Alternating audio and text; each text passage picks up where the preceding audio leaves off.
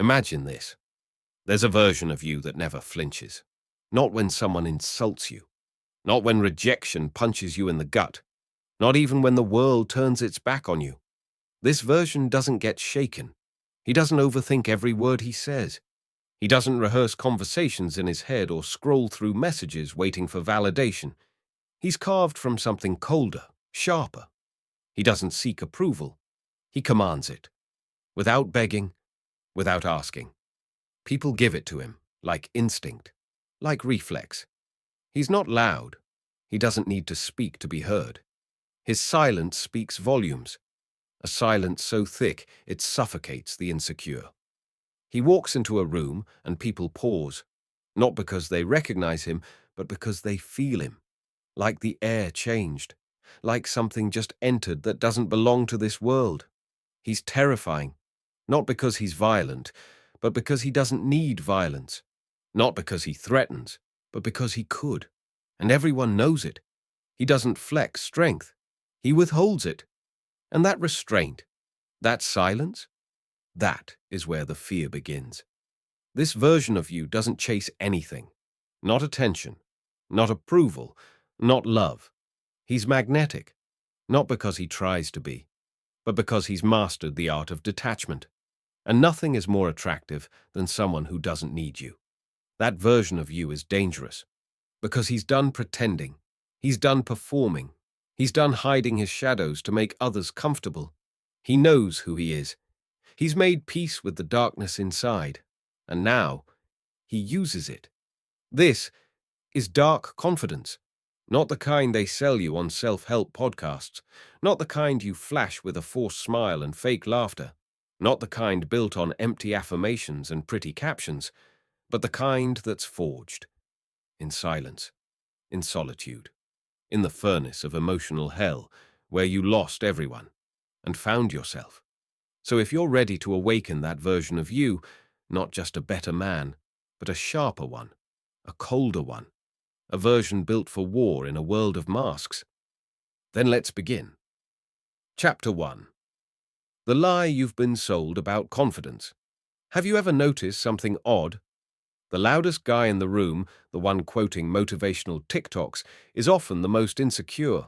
But the truly confident one, he doesn't say much. He just watches. He listens. He sees through people, through their masks, their lies, even their fears. His silence isn't emptiness. It's calculation.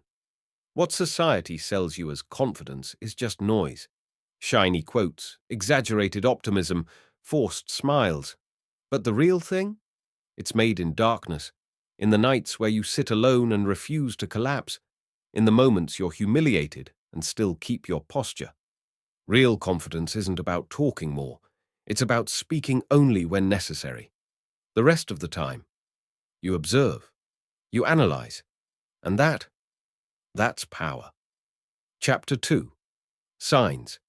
You're already on the path of dark confidence. If you're watching this, chances are you've already felt it. That pull towards silence, that instinct to watch people instead of entertaining them, that feeling that you don't belong, not because you're broken, but because you're built for something else. Let's break it down. Sign number 1. Your silence makes people uncomfortable. You walk into a room and people glance at you, not because you said something, but because you didn't. They wonder, is he arrogant, dangerous, just quiet? Their brain looks for a label. It finds none. And that mystery, that's your edge.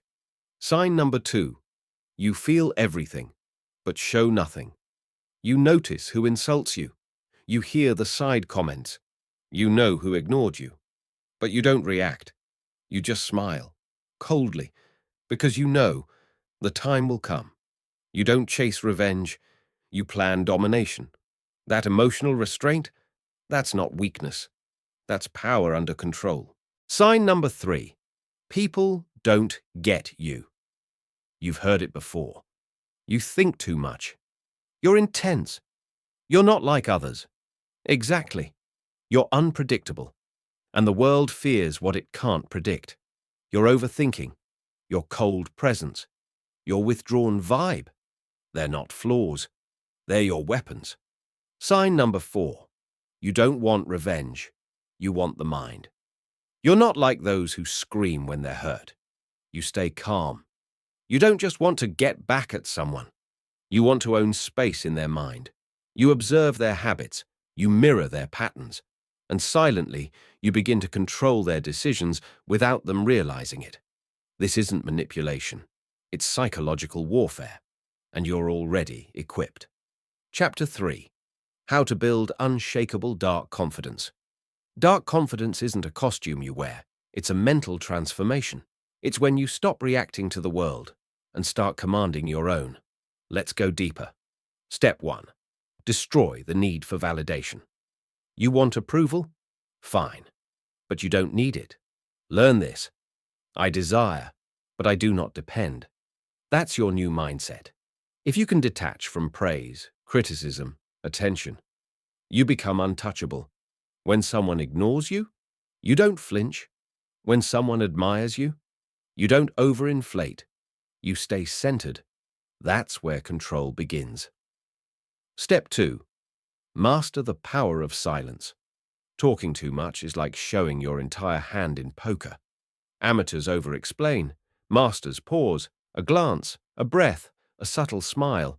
These carry more gravity than 1,000 words, because when people can't read you, they fear you, and fear leads to respect. Step 3. Train emotional coldness. Not cruelty, not numbness, but discipline.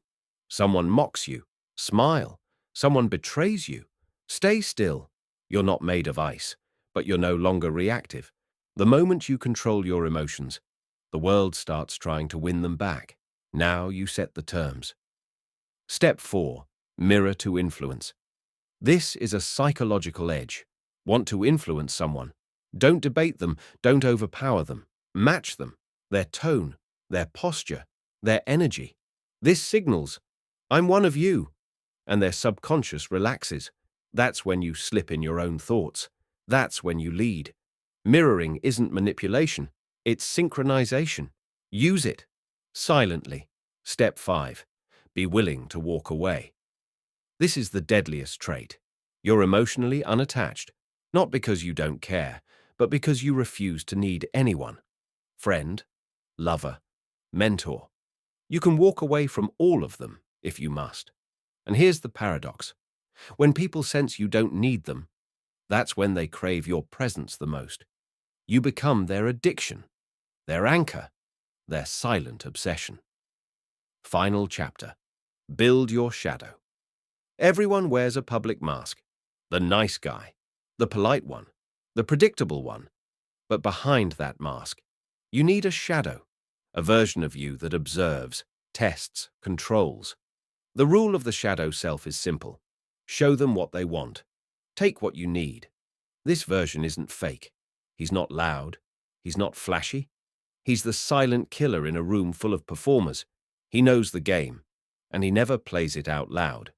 You don't have to become someone else. You don't need to fake strength. You don't need to copy confidence from a motivational speaker. You don't need to build a personality. That's the lie they sold you, that you're not enough as you are, that you need to add more.